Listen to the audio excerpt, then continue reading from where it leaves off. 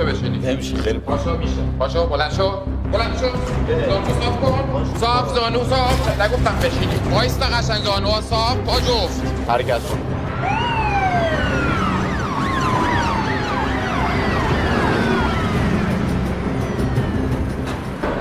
بس چی می‌خوای همینجوری نگاری کنی؟ سمت دارن پشتش رو زفت میکنه.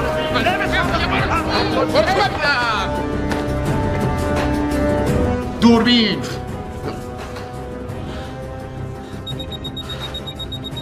آخرین بارم 2 سال پیش با 9 کیلو شیشه دستگیر شده که باید اعدام میشده ولی اعدام. مطمئن همینه؟ خودش قربان.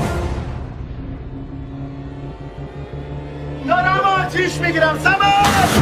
حیوان چطور جواب برات داشته؟ زر مفت نزننتر برو بگو آقا بالا سرت بیام. آقا بالا سرش منم. چه مرگی تو صدا تو انداختی تو گلو؟ ببین اگه بیرون اینجا بودیم وجودشو داشتی با من اینجوری حرف بزنی نه؟ میخوام بدونم جرأتشو داشتی بی واسطه صاف تو چشای من نگاه کنی؟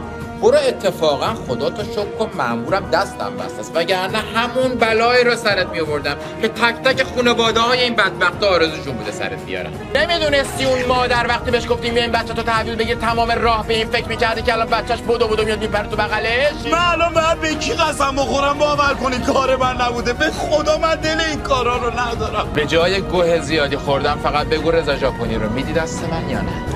دور بزن. این شد.